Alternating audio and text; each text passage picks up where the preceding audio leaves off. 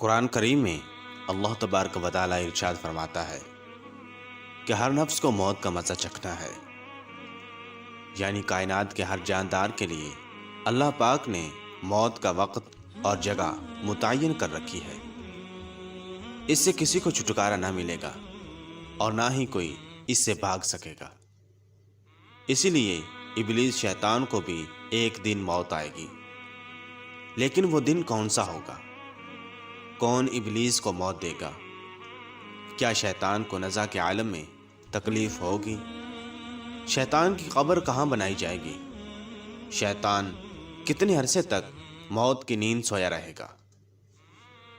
ناظرین گرامی، آج ہم انہی اہم سوالات کے جوابات قرآن و حدیث کی روشنی میں دیں گے۔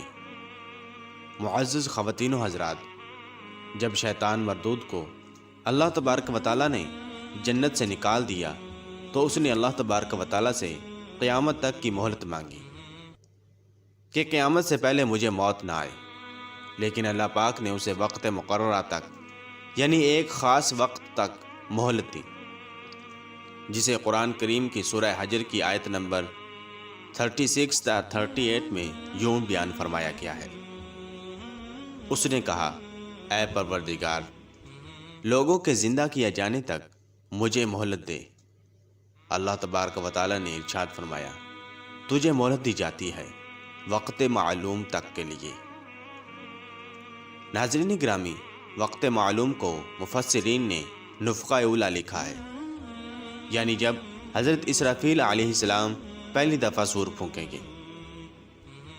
معزز دوستو، قیامت کی نشانیاں جب پوری ہو جائیں گی تو مومنوں کی بغلوں کے نیچے سے ایک پیاری خوشبودار ہوا گزرے گی، جس سے تمام ایمان والے وفات پا جائیں گے، اور پھر اس کے بعد 40 سال کا زمانہ گزرے گا کہ جس میں کوئی بچہ بھی پیدا نہ ہوگا، یعنی ہر انسان کی عمر کم سے کم 40 سال ہوگی۔ مسلمان چونکہ مر چکے ہوں گے، اس لیے زمین پر صرف مشرک و کفار رہ جائیں گے۔ تفسیر در منصور جلد 5 صفحہ نمبر 71 پر لکھا ہے کہ جب مومنین کی وفات کو 40 سال گزر چکے ہوں گے تو پھر حضرت اسرافیل علیہ السلام پہلی دفعہ سور پھونکیں گے، جسے نفخہ اولیٰ بھی کہتے ہیں۔ شروع میں اس کی آواز نہایت کم ہوگی کہ لوگ کان لگا کر سنیں گے، پھر یہ بڑھتی بڑھتی اس قدر زیادہ ہو جائے گی کہ کانوں کے پردے پھٹ جائیں گے، ان کے نتنوں سے پیپ بہنا شروع ہو جائے گی اور لوگ مر جائیں گے۔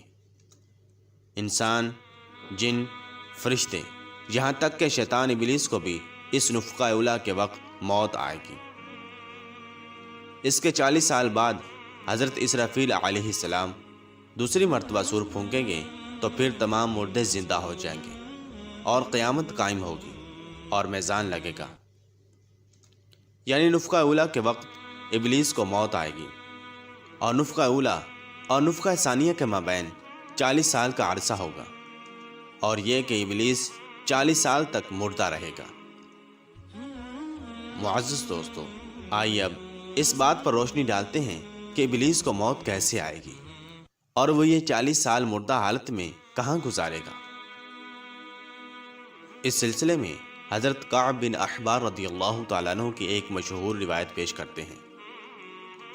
حضرت کعب بن احبار رضی اللہ تعالیٰ عنہ ارشاد فرماتے ہیں کہ جب ابو البشر یعنی حضرت آدم علیہ السلام کی وفات کا وقت آیا تو وہ پریشان ہو گئے اور اللہ تبارک و تعالیٰ سے عرض گزار ہوئے، اے اللہ، میری موت سے میرا ازلی دشمن بہت خوش ہوگا، کیونکہ میں مرنے والا ہوں اور وہ قیامت تک زندہ رہے گا۔ اسی وقت ملک الموت حضرت آدم علیہ السلام کی خدمت میں حاضر ہوئے اور فرمایا، اے ابو الآدم، آپ علیہ السلام وفات کے بعد جنت میں رہیں گے، جبکہ ابلیس قیامت تک دنیا میں رہے گا، اور پھر قیامت سے 40 سال پہلے اس کو ایسی موت آئے گی کہ وہ پوری دنیا کے انسانوں جتنی موت کی تکلیف برداشت کرے گا، اور پھر جہنم ہی اس کا ٹھکانہ ہوگا۔ حضرت کعب رضی اللہ تعالیٰ عنہ مزید ارشاد فرماتے ہیں کہ حضرت آدم علیہ السلام ملک الموت سے فرمانے لگے کہ مجھے ابلیس کی موت کا منظر بیان کرو۔ ملک الموت علیہ السلام نے ابلیس کی موت کا حال بیان کرنا شروع کیا تو وہ اتنی دردناک موت تھی کہ حضرت آدم علیہ السلام اپنے آسموں پر قابو نہ رکھ سکے۔ لوگ حضرت کعب بن احبار رضی اللہ تعالیٰ عنہ سے عرض کرنے لگے، ہمیں بھی ابلیس کی موت کا کچھ منظر بیان کریں۔ لوگوں کی بے جا فرمائش پر حضرت کعب ابلیس کی موت کا منظر یوں پیش کرتے ہیں۔ اللہ تبارک و تعالیٰ ملک الموت سے فرمائے گا، میرے غضب اور غصے کا لباس پہن کر جاؤ، ابلیس کی روح قبض کرو، اور ابلیس سے تمام انسانوں اور جنوں سے زیادہ سختی کرنا۔ جب ملک الموت علیہ السلام غضب و غصے سے بھر کر بہت سے فرشتوں کے ساتھ ابلیس کی روح کو قبض کرنے آئیں گے تو جو بھی آسمان اور زمین میں سے ان کو دیکھ لے گا وہ فوراً ہی مر جائے گا۔ جب ملک الموت علیہ السلام ابلیس کے پاس پہنچیں گے تو وہ دھاڑے مار مار کر روئے گا۔ پھر شیطان کو موت کی تکلیف دی جائے گی، جو کہ ساری مخلوق کی موت کی تکلیف سے بھی زیادہ ہوگی۔ ابلیس گھبرا کر مشرق کی جانب بھاگے گا تو کبھی مغرب کی جانب، لیکن ہر طرف اپنے سامنے ملک الموت علیہ السلام کو پائے گا۔ سمندر میں چھپنے جائے گا تو سمندر اسے جگہ نہ دے گا، آسمان کی طرف بھاگے گا تو وہاں مقرر فرشتے اس کو آگ کے کوڑے ماریں گے۔ حضرت آدم علیہ السلام کی قبر کے پاس کھڑا ہو کر کہے گا، اے آدم، تمہاری وجہ سے میں ملعون و مردود بنا، کاش کہ تم پیدا ہی نہ ہوئے ہوتے۔ پھر ملک الموت علیہ السلام سے کہے گا، کتنی سختی اور تکلیف کے ساتھ میری جان نکالو گے؟ ملک الموت علیہ السلام فرمائیں گے، جتنے لوگ جہنم میں ہیں ان سب کی موت سے کہیں زیادہ تکلیف اور سختی کے ساتھ۔ یہ سن کر شیطان تڑپنے لگے گا اور چیختا چلاتا ادھر ادھر بھاگے گا اور اسی جگہ پہنچ جائے گا جہاں اس نے جنت سے نکلنے کے بعد پہلا قدم رکھا تھا۔ وہ جگہ آگ کے انگارے کی طرح سرخ ہوگی، زمین چنگاری کی طرح ہو جائے گی اور زبانیہ فرشتے اس کو گھیر لیں گے اور زنبوروں اور آروں سے اس کو چیریں گے۔